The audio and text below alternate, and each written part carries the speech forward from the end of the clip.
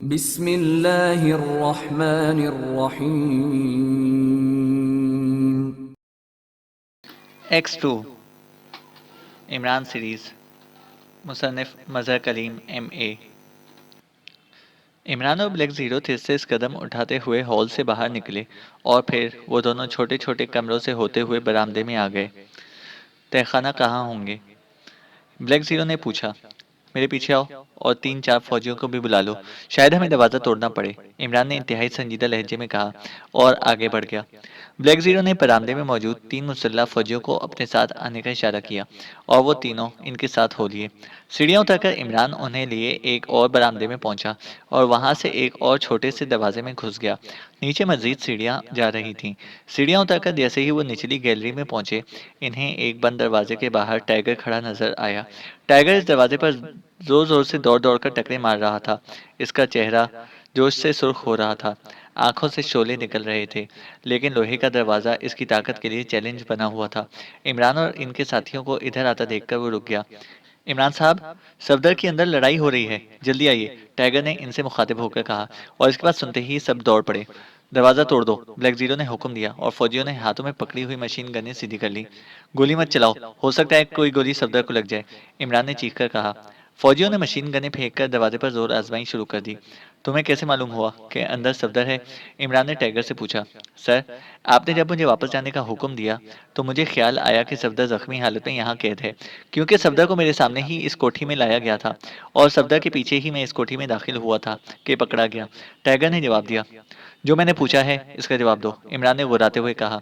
Sir, मैं खाना तलाश करता हुआ यहाँ तक पहुंचा। मुझे इस दरवाजे के अंदर खटपट की आवाज़ सुनाई दी।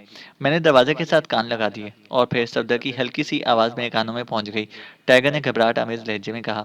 इमरान की गुर्राहट ने उसके जिस्म में सर्दी की तेज लहर दौड़ा दी थी। इमरान की गुर्राहट से ऐसे मालूम होता था जैसे हजारों दरिंदे मिलकर गुर्रा रहे हों। दरवाज़ा अब टूटने के करीब हो रहा था। फिर टाइगर भी फौजियों के साथ दरवाज़ा तोड़ने में शामिल हो गया। वो सब दौड़कर पूरी कुवत से कंधों से टकरे मार दरवाजे पर मार रहे थे। और एक लम्हे के बाद इमरान भी शामिल हो गया। जिस वक्त इमरान शामिल हुआ तो पहले ही हल्ले में दरवाज़ा टूटकर अंदर जा गिरा और वो सब भी दरवाजे के साथ ही अंदर जा गिरे। इमरान सबसे पहले उठा और फिर ये देखकर इसकी सांस अंदर की अंदर रह गई के सामने दीवार के रखने में एक पैर फंसा हुआ है और कमरा खाली है। इमरान तेजी से भागता हुआ दीवार के करीब गया और फिर बूट का जो हिस्सा इधर नजर आ रहा था, इससे वो पहचान गया कि यह पैर सफदर का है। ब्लैक जीरो भी अंदर आ गया। इमरान ने तेजी से कमरे में नजर दौड़ाई। वो इस दीवार को हटाने का मैकेनिज्म देख रहा था। इमरान के साथ ही साथ सबकी नजरें कमरे के में घूम रही थी, मगर कोई ऐसा मैकेनिज्म नजर नहीं आ रहा था। दीवारें बिल्कुल सपाट थीं। टाइगर ने दूर दौड़कर पलंग को इस जगह से हटाया, मगर बेसूद, वो दीवार फिर भी ना हिली। अजीब सिचुएशन हो रही थी। इमरान की नज़रें बेचैनी से कमरे की एक एक चीज़ का जायजा ले रही थी, मगर वहाँ ऐसे कोई आसार नज़र नहीं आ रहे थे जिसके क्लियों पर वो मैकेनिज्म ढूंढ लेता।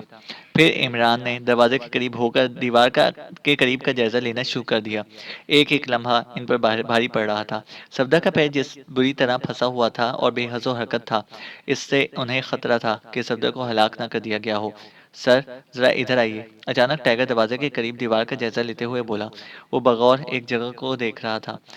इमरान तेजी से उसके करीब आया। यहाँ से मुझे दीवार बेमालूम सी उभरी हुई महसूस हो रही है, टाइगर ने इमरान को बताया। इमरान ने तेजी से वहां पर हाथ फेरा। वाकई सपाट दीवार वहां से उभरी हुई थी। इमरान ने इस जगह को पूरी कुवत से दबाया और फिर दीवार हटती चली गई। अब वो खला था और सामने तवील सुरंग जाती हुई साफ नजर आ रही थी। दीवार के हटते ही इमरान ने लपक कर सफदर की तरफ छलांग लगाई और इसने सफदर को दोनों हाथों पर उठा लिया और पलंग पर लाकर लिटा दिया। ब्लैक जीरो के इशारे पर फौजी मशीन गने उठ संभाले सुरंग में दाखिल हो गए। इमरान और ब्लैक जीरो दोनों सफदर पर झुक गए। इमरान ने सफदर की नब्ज देखी तो नब्ज हल्के हल्के झटके खा रही थी। सफदर की हालत सख्त खतरनाक है, इसे फौरन अस्पताल पहुंचाना चाहिए, इमरान ने तेज लहजे में करीब खड़े ब्लैक जीरो से कहा। टाइगर ने आगे बढ़कर सफदर को उठा लिया और अपने कंधे पर लाद लिया और फिर वो मोहतात मगर तेज तेज कदम उठाता हुआ बाहर की तरफ लपका। इमरान और ब्लैक जीरो दोनों इसके पीछे पीछे बाहर निकले और फिर वो सीढ़ियां तय करते हुए बाहर कंपाउंड में आ गए। ब्लैक जीरो ने सफदर को अस्पताल ले जाने के लिए फौजी अफसरान को हुक्म दिया और फिर सफदर को एक कार में डालकर फौरी तौर पर कोठी से बाहर ले जाया गया। टाइगर, अब तुम जाओ, मैं खुद तुमसे कांटेक्ट कर लूंगा। इमरान ने टाइगर को हुक्म दिया और टाइगर मौदबाना अंदाज में सलाम करता हुआ कंपाउंड से बाहर निकलता चला गया। इतने में वो फौजी जो सुरंग में गए हुए थे वापस आ गए। सर, वो सुरंग में एक खाली झोपड़ी में निकलती है और वहां झोपड़ी के करीब जीप के पहियों के निशानात मौजूद हैं। वापस आने वाले फौजियों में से एक ने बताया। चलो हम खुद देखते हैं, ब्लैक जीरो ने कहा और फिर वो सब इस कमरे की तरफ बढ़ गए। राना हाउस के खासे बड़े हॉल में सीक्रेट सर्विस के तमाम मेंबरान सोफे पर बैठे हुए थे। सफदर चूंकि अस्पताल में था इसलिए वो वहां मौजूद नहीं था। इमरान भी मेंबरान के साथ ही हॉल में बैठा हुआ था। इमरान साहब, एक्सट्रू ने हमें किस लिए बुलाया है? चौहान से राहन आ गया। वो इमरान से पूछ बैठा। भाई, बाकी का तो मुझे पता नहीं, अलबत्ता मुझे ये कहा गया था कि जूलिया से इसकी शादी होनी है, इसलिए निकाह में शिरकत के लिए जरूरी आना है। इमरान ने जूलिया की तरफ देखते हुए कहा। इमरान की बात पर हॉल पर में जोरदार कहकाओं से गूंज उठा। जूलिया इमरान पर झपटने के लिए उठी ही थी कि दरवाजा खुला और एक्सट्रू नकाब लगाए अंदर दाखिल हुआ। जूलिया जिस तरह गुस्से में उठ खड़ी हुई थी उसी तरह खड़ी रह गई। एक्सट्रू के अंदर दाखिल होते ही एहतरामन सब मेंबर खड़े हो गए। बैठ जाइए, एक्सट्रू की मखसूस आवाज कमरे में गूंजी और वो खुद भी एक तरफ पड़ी हुई कुर्सी पर बैठ गए।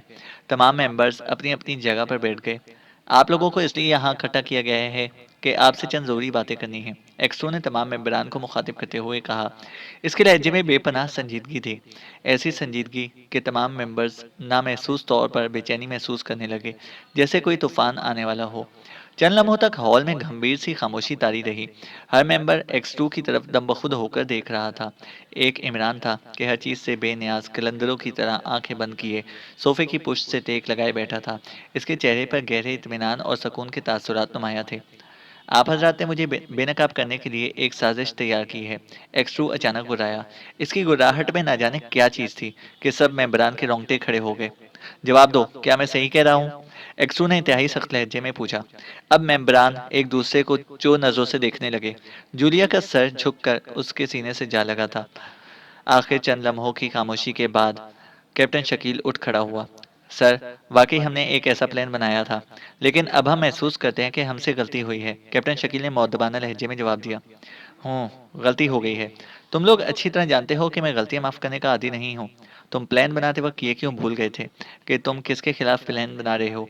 एक्स टू के लहजे में दरिंदों की सी गुर्राहट थी। सर, दरअसल बात यह है कि हम अपने फितरी तजस्सुस के हाथों मजबूर हो गए थे। इस बार कैप्टन शकील ने जवाब देने की जरूरत की। आप तशरीफ रखिए, एक्सट्रू ने कैप्टन शकील को डांट दिया और कैप्टन शकील खामोशी से सोफे पर बैठ गया। तुम सीक्रेट सर्विस के मेंबर हो, तुम हालात और वाकयात की नज़ाकत को अच्छी तरह समझते हो। तुम्हें अच्छी तरह मालूम है कि मैं नकाब में रहता हूँ या आप लोगों के सामने नहीं आता, तो इसमें हम सबका और हमारे मुल्क का मफाद है। इसके बावजूद तुमने ये हरकत की और फिर सिर्फ प्लान ही नहीं बनाया बल्कि इस पर अमल भी शुरू कर दिया। कैप्टन शकील ने इमरान के फ़ोन पर टेप रिकॉर्डर फिट किया। सफदर ने सर सुल्तान का फ़ोन टैप किया। क्या तुम दूध पीते बच्चे हो कि तुम इतना भी नहीं समझ सकते कि सर सुल्तान वजारत खारजा के सेक्रेटरी हैं? इनका फ़ोन टैप करना कितना बड़ा जुर्म है। इनकी सदर मुमलिकत और दीगर आला हुक्काम और सफारती नुमाइंदों से खुफिया बातचीत होती है। अगर ये टेप दुश्मन के हाथ में लग जाए तो हमारे मुल्क को कितना बड़ा नुकसान उठाना पड़े। जवाब दो। एक्सू का गुस्सा लम्हा ब लम्हा शबाब पर आता जा रहा था। अब भला मेंबरान इस बात का क्या जवाब देते? खामोश रहे। चंद लम्हों के तौक़ुफ़ के बाद एक्सू दोबारा बोला। दूसरी ये बात कि तमाम दुनिया के जासूसों की ये ख्वाहिश है कि एक्सू बेनकाब हो जाए ताकि वो आसानी से ट्रैप कर सकें। अब अगर वो ऐसी कोशिश करें तो इन्हें बराह रास्त मुझ पर हाथ डालना पड़ेगा। जबकि आप लोगों की साजिश कामयाब हो जाए तो फिर इनके लिए बेपनाह आसानी हो जाएगी कि मुझसे बराह रास्त टक्कर लेने की बजाय आप में से किसी को ट्रैप कर लेंगे और मैं नजरों में आ जाऊंगा। अब बतलाइए, क्या इस तरह का प्लान बनाकर आप मुल्क दुश्मनी नहीं कर रहे? क्या इस तरह आप लोग गैर मुल्की जासूसों के बिला वास्ता तौर पर आलायका नहीं बन गए? एक्सू का लहजा इतने शदीद गुस्से में था जैसे कोई दरिंदा जख्मी होकर धाड़ रहा हो। एक्सू की शिद्दत की धाड़ सुनकर इमरान ने भी आंखें खोल दी और बाकी मेंबरान का जो हशर होगा वो अजहर मिनश शम्स है। सर, हम अपनी गलती की माफ़ी चाहते हैं। आइंदा के लिए हम वादा करते हैं कि इस किस्म की हरकत नहीं होगी। इस दफ़ा नौमानी ने जुर्रत की। गो ये अलहदा बात थी कि इसकी ज़बान में हिकलाहट पैदा हो गई थी। Shut up! बार बार मेरे सामने गलती की बात मत करो। एक्सट्रू ने बुरी तरह से उसे झाड़ दिया। नौमानी का हशर देखकर अब भला किसमें इतनी जुर्रत बाकी रह गई थी कि कोई भी मुंह से लफ्ज निकालता। सब मेंबरान गर्दनें लटकाए बैठे थे। हॉल में काफी देर तक खामोशी तारी रही। ऐसा महसूस हो रहा था जैसे एक्सट्रू अपने गुस्से पर काबू पाने की कोशिश कर रहा है। चंद लम्हों बाद एक्सट्रू दोबारा इनसे मुखातिब हुआ। इस वक्त इसके लहजे में वाकई कदर नरमी आ गई थी। अब मेरी बात गौर से सुनो। मैंने फैसला कर लिया है कि आप लोग अपने प्लान पर पूरी तरह अमल करें। मैं इस सिलसिले में आपके इस रास्ते की रुकावट नहीं बनूंगा। आप लोगों को खुली छुट्टी होगी कि जिस तरह चाहें काम करें, लेकिन इस सिलसिले में चंद शराइत होंगी। नंबर 1, आपको 15 दिन की मोहलत दी जाएगी। नंबर 2, अगर आप लोग अपने मिशन में नाकाम रहे तो इससे यह साबित हो जाएगा कि आप सीक्रेट सर्विस की मेंबरशिप के अहल नहीं हैं। इसलिए आपको फौरी तौर पर सीक्रेट सर्विस से निकाल दिया जाएगा। और आप अच्छी तरह जानते हैं कि जब किसी सीक्रेट सर्विस की मेंबरशिप खत्म हो जाए, फिर या तो इसकी ज़िंदगी ख़त्म कर दी जाती है या इसका दिमाग हमेशा के लिए माफ़ कर दिया जाता है, ताकि वो किसी भी वक्त सीक्रेट सर्विस के लिए खतरा ना बन सके। नंबर 3, अगर आप लोग मुझे बेनकाब करने में कामयाब हो गए तो आपको तरक्की दी जाएगी और तारीफ़ी असनाद भी दी जाएंगी। नंबर 4, अगर आप लोग कामयाब हो जाएं तो जहां आपको तरक्की और असनाद दी जाएंगी, वहां इस बात का भी फैसला हो जाएगा कि आया मैं सीक्रेट सर्विस की सरबराही के अहल हूं या नहीं। चुनाचा आप लोगों की कामयाबी के साथ ही साथ मैं सीक्रेट सर्विस की सरबराही से भी मुस्ताफ़ी हो जाऊँगा। ये मेरा आखिरी फैसला है। इसमें किसी भी कीमत पर मैं तरमीम नहीं की जाएगी। एक्स-2 ने घुराते हुए अपना फैसला सुनाया। इसका गुस्सा पुरशबाब था। सर, आपने हमारी गलती की बहुत बड़ी सज़ा दी है। हम मुत्तफ़िका तौर पर आपसे दरख्वास्त करते हैं कि आप हमें माफ़ कर दें। कैप्टन शकील ने आखिरी दफ़ा कोशिश करते हुए कहा। एक्स-2 का फैसला सुनकर मेंबरान की आंखें खौफ से फटी की फटी रह गई थीं। इतना भयानक फैसला कि अगर वो कामयाब हो जाएँ, तब भी नुकसान कि इतना काबिल ज़हन का मालिक एक्स-2 मुस्ताफ़ी हो जाएगा, और अगर वो कामयाब ना हो सके तो खुद उनकी ज़िंदगियाँ ख़त्म हो जाएँगी। इस फैसले के दोनों रुख इतने भयानक थे कि वो इसका तसव्वुर भी ना कर सकते थे। मैं अपनी बात बार-बार दोहराने का आदी नहीं हूँ। मैंने जो फैसला कर दिया है वो हर हालत में पूरा होगा। एक्स-2 गुर्राया। सर, क्या आप इसमें तरमीम नहीं कर सकते कि जब तक गैर मुल्की दुश्मन जासूस जो आपको बेनकाब करने की कोशिश कर रहे हैं, इनको गिरफ्तार कर लिया जाता, क्योंकि इस वक्त हमारे आपस में मुकाबले से दुश्मन फायदा उठा जाएगा। चौहान ने हिम्मत करके एक नया नुक्ता निकाला। इसका ख्याल था कि अगर फिलहाल बात टल जाए तो बाद में एक्सो की मिन्नत समाजित करके इस फैसले को बदला जा सकता है। तुम क्या समझते हो कि तुम लोगों के बगैर एक्सो अपाहिज है? वो अपने दुश्मनों से बराह रास्त निपट नहीं सकता। ये जासूस मेरा शिकार है। मैं इन्हें खुद हैंडल करूंगा। आप लोग इस बारे में फिक्रमंद ना हो। हाँ, अलबत्ता आप अपने मिशन के साथ साथ इन लोगों के खिलाफ भी काम करेंगे तो मुझे कोई एतराज़ नहीं होगा। वैसे मैंने इमरान की ड्यूटी लगाई है कि वो इन लोगों के खिलाफ काम करे। इसकी वजह यह है कि इमरान सीक्रेट सर्विस का मेंबर नहीं है।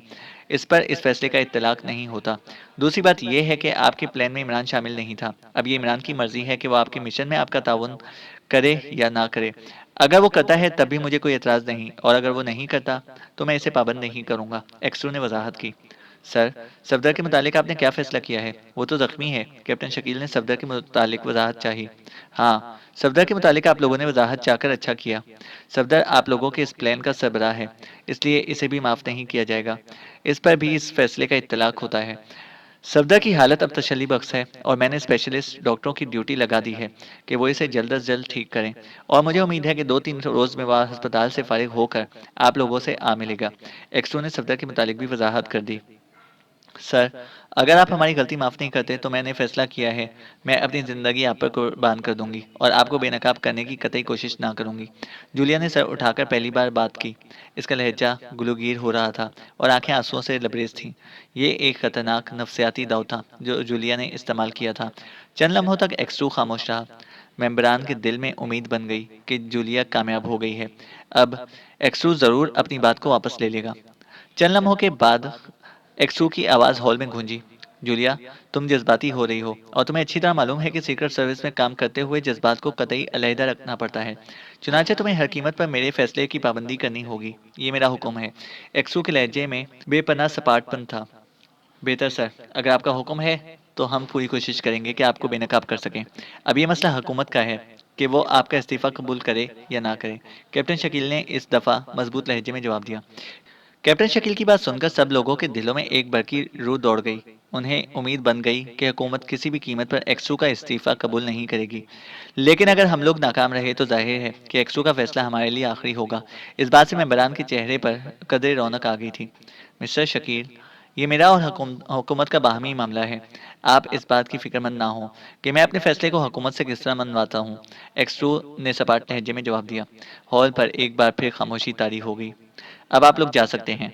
हाँ, एक बात मजीद, आज से आप लोग अपने फ्लैट्स में क्याम नहीं करेंगे। बल्कि मुख्तलिफ होटलों में कैंपसीर होंगे और मुस्तकिल तौर पर मेकअप में रहेंगे, क्योंकि मुजिम एक बार फिर तुम पर हाथ डालने की कोशिश करेंगे। एक्स2 ने कहा और फिर तेज तेज कदम उठाता हुआ कमरे से बाहर निकल गया। शार्प वैली और ब्लैक क्लार्क दोनों तेजी से सुरंग में भागते चले जा रहे थे। इनको अच्छी तरह मालूम था कि इनका एक एक लम्हा कीमती है, किसी भी वक्त सुरंग के जरिए इनका ताकुब किया जा सकता है। दरअसल दोनों के जहन नफसियाती तौर पर एक्सू के हाथों अपनी इस इबरतनाक और गैर मुतवक्का शिकस्त की वजह से बेहद मरऊब हो गए थे। इन्हें अब हर लम्हे एहसास हो रहा था कि एक्सू किसी भी लम्हे साइड से निकलकर इनकी गर्दन पकड़ लेगा। जल्द ही वो दोनों सुरंग के दहाने पर पहुंच गए। सामने रास्ता बंद था और फिर शाह फाली ने साइड में लगा हुआ एक बटन दबा दिया और सामने की दीवार हटती चली गई। दीवार के हटते ही वो दोनों तेजी से सुरंग से बाहर आ गए। ये एक अच्छी सी झोपड़ी थी और इसके दरवाजे पर एक पलंग नुमा और इसके दरवाजे पर एक मलंग नुमा आदमी खड़ा इन्हें बगौर देख रहा था। मलंग के गले में मोटे मोटे मनकों वाली माला पड़ी हुई थी। इसका बलाई जिस्म कपड़ों से कतई बेनियाज था और निचले जिस्म पर इसने एक मुख्तसर सी धोती बांध रखी थी। आंखें बेपनाह सुर्ख थी। कोड, मलंग ने दरवाजे के दोनों चौखटों पर मजबूती से हाथ जमाते हुए कहा। मिशन टू सन, शार्प वायली ने तेज लहजे में जवाब दिया। अगेंस्ट, मलंग ने सख्त लहजे में लफ्ज दोहराया। क्लाउड्स, इस बार ब्लैक क्लार्क ने जवाब दिया। मलंग ने अचानक दरवाजा छोड़कर मौदबाना अंदाज में झुककर सलाम किया। योर नंबर, शार्प वाली ने तेजी से इससे सवाल किया। D11, मलंग ने मौदबाना लहजे में कहा।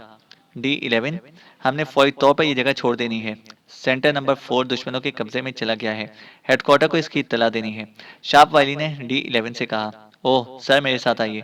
D11 इस खबर से बुरी तरह परेशान हो गया। बहरहाल शार्प वाइली और ब्लैक क्लार्क इसके पीछे पीछे चल पड़े। झोपड़ी की पुष्ट पर पहुंचकर D11 ने जमीन पर झुककर झाड़ियों में न जाने क्या की हरकत की कि अचानक जमीन में एक खासा बड़ा किता ऊपर उठता चला गया। यह किता सिर्फ एक साइड से उठ रहा था और फिर वो किता मुड़कर दूसरी तरफ जमीन से टकरा गया कर रुक गया। अब इस कित्ता जमीन की जगह खला था। D11 एक बार फिर झाड़ी में हाथ डाल दिया। चंद लम्हों बाद हल्की सी घड़घड़ाहट की आवाज आने लगी, जैसे कोई मशीन चल रही हो। तकरीबन 3-4 लम्हों बाद इस खाली कित्ता से एक नई जीप उभरने लगी। वो दोनों मजबूत सतूनों पर चढ़ी हुई थी, ऊपर उठ रही थी। जब वो जमीन की सतह के बराबर आ गई तो फिर जीप सामने की तरफ झुकने लगी और चंद लम्हों के बाद एक धक्के से जीप सामने वाले कित्ता जमीन पर मौजूद थी। वो चंद फीट तक धक्के की वजह से जरूर खिसकती चली गई थी। D11 ने फौरन ही झाड़ी में हाथ डाल दिया और शार्प वाइली और ब्लैक क्लार्क को जीप में सवार होने का इशारा किया। D11 के हाथ को हरकत आते ही जीप को ले आने वाले जैक दोबारा अंदर जाने लगे और वो कित्ता जमीन जो किसी तख्ते की तरह ऊपर उठता हुआ दूसरी तरफ चला गया था, वापस तेजी से अपनी जगह पर आने लगा। चंद लम्हों बाद वो अपनी पुरानी जगह पर फिट हो गया। अब इस जगह को देखकर कोई यहाँ मौजूद खुफिया तहखाने के मुतालिक सोच भी ना सकता था। शार्प वाली और ब्लैक क्लार्क दोनों उछलकर जीप में सवार हो चुके थे। वो दोनों ही जीप की पिछली सीटों पर सवार हुए थे। वो सामने बैठकर फिलहाल कोई खतरा मोल ना लेना चाहते थे। D11 दौड़ता हुआ जीप के करीब आया और फिर इन दोनों को पिछली सीटों पर देखकर वो एक लम्हे के लिए मुस्कुराया और फिर उछलकर ड्राइविंग सीट पर बैठ गया। दूसरे लम्हे जीप स्टार्ट होकर आगे बढ़ गई। तुम इस हालत में शहर में कैसे जाओगे? ब्लैक क्लार्क ने D11 की तरफ तशवीश भरी निगाहों से देखते हुए पूछा। आप बेफिक्र रहें, थोड़ी ही दूर खेतों के दरमियान हमारा एक और सेंटर आ रहा है। वहां हम ये जीप छोड़कर दूसरी ले लेंगे और मैं वहां लिबास भी तब्दील कर लूंगा। D11 ने जवाब दिया। क्या वहाँ मेकअप का भी सामान होगा? शाप वाली ने सवाल किया। जी हाँ जनाब, मेकअप का मुकम्मल सामान वहाँ मौजूद है। D11 ने जवाब दिया। Very good. शाप वाली और ब्लैक क्लार्क दोनों के चेहरों पर मुसरत के आसार रक्स करने लगे। जल्द ही जीप एक झटके से देहाती मगर पक्के फार्म नुमा मकान के करीब जाकर रुक गई। मकान का दरवाजा बंद था। पहले इस जीप को ठिकाने लगाया जाए, क्योंकि इसके टायरों के निशानात दुश्मन को लेकर सीधा इस जगह पर आएंगे। D11 ने नीचे उतरते हुए कहा। इस तरह तो लाजमी इस मकान की निशानदेही हो जाएगी, शाप वाली ने हैरतज़दा लहजे में कहा। आप सब बेफिक्र रहें, इन सब बातों का यहाँ पहले ही इंतजाम मौजूद है। D11 ने मुतमईन लहजे में जवाब दिया और आगे बढ़कर इसने मकान के दरवाजे पर 3 बार मखसूस अंदाज में दस्तक दी। तीसरी बार की दस्तक के बाद दरवाजा अचानक एक झटके से खुल गया और अब वहां एक बूढ़ा सा गैर मुल्की मौजूद था। वो काफी से ज्यादा ज़ईफुल उम्र था। बुढ़ापे की शिद्दत और बेपनाह कमजोरी की वजह से इसकी कमर इस हद तक झुक गई थी कि वो एक चलती फिरती कमान मालूम हो रहा था। क्या बात है? इस बूढ़े ने भिंची आंखों से D11 को देखते हुए नहीफ लहजे में पूछा। D11 ने अपना नंबर बतलाया। ओके, कम इन। बूढ़े ने उसे अंदर आने की इजाजत देते हुए कहा। कोड, इस दफा बूढ़े ने इन दोनों से कोड पूछा। बूढ़ा जुनून की हद तक शकी मिजाज मालूम होता था। मिशन टू सन, शार्प वाली ने जवाब दिया। अगेंस्ट, बूढ़े के लहजे में तेजी और आंखों में एक खास चमक उभर आई थी। क्लाउड्स, ब्लैक क्लार्क ने जवाब दिया। ओके, कम इन, हरी अप। बूढ़ा वापस मुड़ गया। बूढ़े के पीछे पीछे शार्प वाली और ब्लैक क्लार्क भी अंदर मकान के अंदर दाखिल हो गए। बज़ाहिर छोटा सा मालूम होने वाला मकान दरअसल खासा वसी रकबा घेरे हुए था। इसके कंपाउंड्स में जाबजा शहद की मक्खियों के मस्नूई छत्ते लटके हुए थे और ये मकान शहद की मक्खियां पालने वाला फार्म मालूम होता था। शार्प वाली और ब्लैक क्लार्क इस बूढ़े के पीछे चलते मकान के अंदरूनी हॉल में पहुंच गए। तशरीफ रखिए, मैं आपके लिए कॉफ़ी लेकर आता हूँ। बूढ़े ने मुअद्दबाना अंदाज में इन दोनों को बैठने के लिए कहा। आप तकलीफ मत करें, D11 आ जाता है, वो ले आएगा। ब्लैक क्लार्क को बूढ़े की हिम्मत ने बेहद मुतासिर किया था। नहीं, ये मेरी ड्यूटी है। D11 का इस सब सेंटर से कोई ताल्लुक नहीं है। मैं भी आता हूँ, बूढ़े ने जवाब दिया और फिर दरवाज़ा खोलकर हॉल से बाहर निकलता चला गया। शापवली और ब्लैक क्लार्क दोनों हॉल में रखे हुए सोफों पर यूं धम से बैठ गए जैसे वो मीलों दौड़कर आए हों। हमारा प्लान बुरी तरह फेल हो गया है और हम बड़ी बड़ी मुश्किल से जान बचाकर भागे हैं, शाप वैली ने शिकस्त खुर्दा लहजे में बड़बड़ाते हुए कहा।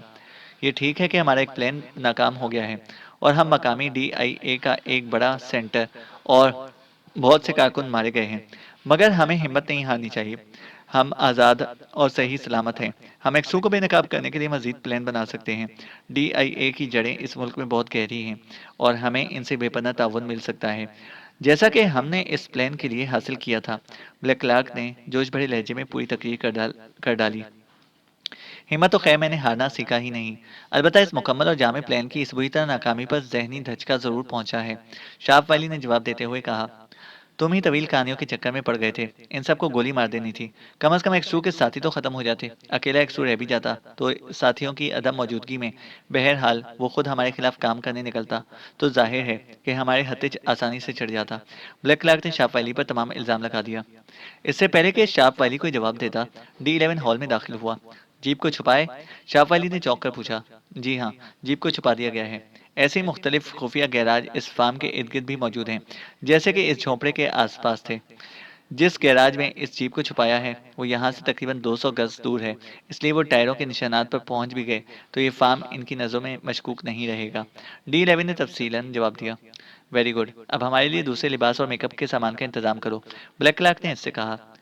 सर, सब सेंटर 1116 का इंचार्ज ये बूढ़ा है और हर चीज़ यही मुहैया करेगा। मैं इस मामले में दखल नहीं दे सकता, D11 ने एक कुर्सी पर बैठते हुए कहा। इसीलिए मैं बूढ़ा कॉफ़ी की ट्रे धकेलता हुआ अंदर दाखिल हुआ। आपका नंबर? ब्लैक क्लार्क ने पूछा। B6, बूढ़े ने जवाब दिया और कॉफ़ी तैयार करने में मसरूफ हो गया। शापवली और ब्लैक क्लार्क दोनों बड़ी तहसीन आमेज नज़रों से बूढ़े को काम करते हुए देख रहे थे। बूढ़ा जवानों की सी फुर्ती से काम कर रहा था। वैसे बादियों नज़र में उसे कोई आदमी ये देखकर तसव्वुर भी नहीं कर सकता था कि ये पीरे फरतूत बगैर एक चीख मारे अपना हाथ भी हिला सकता होगा। आपका इस उम्र में मुल्क की खिदमत करना काबिल तहसीन है, ब्लैक क्लार्क ने बूढ़े के हाथ से कॉफ़ी लेते हुए तहसीन आमेज लहजे में कहा। अपने मुल्क की खिदमत करना मेरा फ़र्ज़ है और मेरी मौत ही मुझे इस फ़र्ज़ से हटा सकती है, बूढ़े ने शाप वाली को कॉफ़ी देते हुए कहा। काबिल तहसीन है ये जज्बा आपका। गैर मुल्क में अपने मुल्क की जासूसी करना और इस उम्र में मेरे ख्याल में इस मुल्क में DIA के सबसे बुजुर्ग एजेंट आप ही हैं, शाफ अली ने मुतासिर शुदा लहजे में पूछा। मुझे नहीं मालूम, बूढ़े का वहमी दिमाग घूम गया। इसने किसी भी किस्म की मालूमात मुहैया करने से साफ इनकार कर दिया। अच्छा, आप हमारे लिए लिबास और मेकअप का सामान का इंतजाम करें, ब्लैक क्लार्क ने B6 से कहा। B6 अस्बात में सर हिलाता हुआ हॉल से बाहर निकल गया। तकरीबन चंद ही लम्हे गुजरे होंगे कि बूढ़ा दोबारा अंदर दाखिल हुआ। तशरीफ लाइए, इसने तीनों से मुखातिब होकर कहा और वो तीनों उठ खड़े हुए। वो तीनों बूढ़े के पीछे चलते हुए एक और कमरे के दरवाजे पर पहुंचकर रुक गए। तशरीफ ले जाइए और अपनी मर्जी के मुताबिक लिबास और मेकअप कर लीजिए, बूढ़े ने एक तरफ हटते हुए कहा। मैंने तहखाने का दरवाज़ा खोल दिया है, नीचे सीढ़ियाँ उतर जाइए, बूढ़े ने कहा और फिर वो तीनों बूढ़े की हिदायत के मुताबिक अंदर दाखिल हो गए। इनके जाने के बाद बूढ़ा वापस मुड़ा और फिर तेज तेज कदम उठाता हुआ मकान के पिछवाड़े के एक छोटे से कमरे में दाखिल हुआ। इस कमरे में काट कबाड़ भरा हुआ था। वो टूटे फूटे फर्नीचर और दीगर नाकारा सामान के दरमियान से एहतियात से गुजरता हुआ कमरे के आखिरी कोने में पहुंच गया। इसने नीचे झुककर एक टूटी हुई कुर्सी की शिकस्ता टांग को बाएं तरफ दबाया। अचानक सामने की दीवार में एक दरवाज़ा नमूदार हुआ और वो इस दरवाजे के अंदर दाखिल हो गया। इसके अंदर जाने के बाद दरवाज़ा खुद ब खुद बराबर हो गया। अब वहाँ सपाट दीवार थी। कोई भी ये देखकर अंदाज़ा नहीं लगा सकता था कि यहाँ दरवाज़ा भी हो सकता है।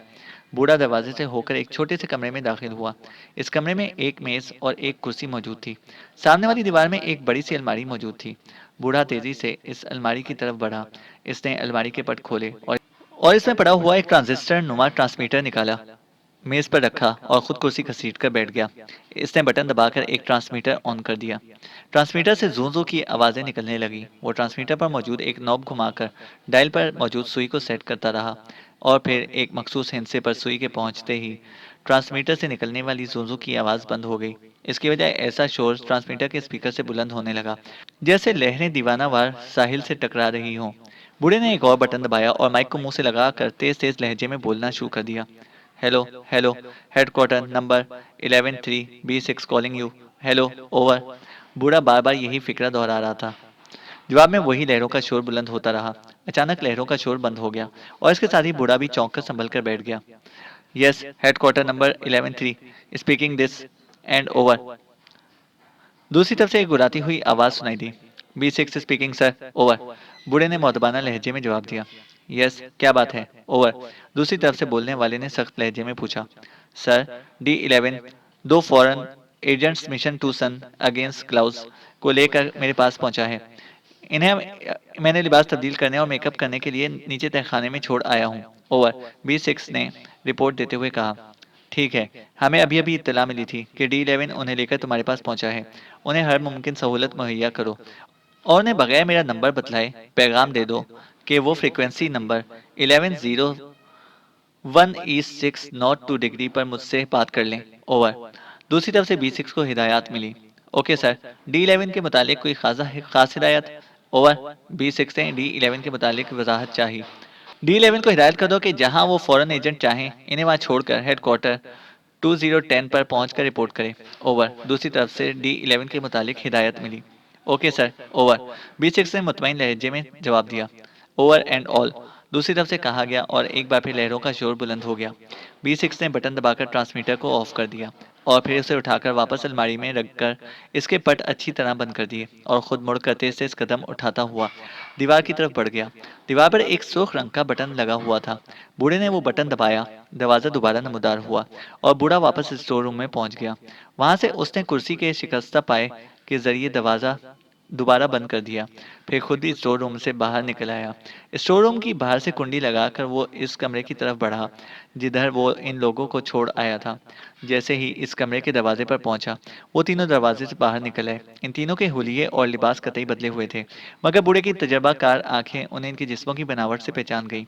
बूढ़े ने D11 को हेडक्वार्टर का और शार्प वैली और ब्लैक क्लार्क को उनका पैगाम पहुंचा दिया। ओके नंबर B6, तुम हमें हमेशा याद आओगे।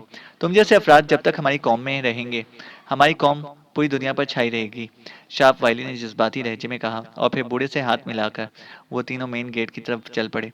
मेन गेट खोल कर वो बाहर निकलने ही वाले थे कि अचानक इन तीनों के सीनों पर मशीन गनों की नालें टिक गई। फौजियों ने इनके गिर्द घेरा डाल दिया। चैनल को सब्सक्राइब करें और बेल आइकन को प्रेस करें ताकि हमारी हर अपडेट आपको बर वक्त मिल सके।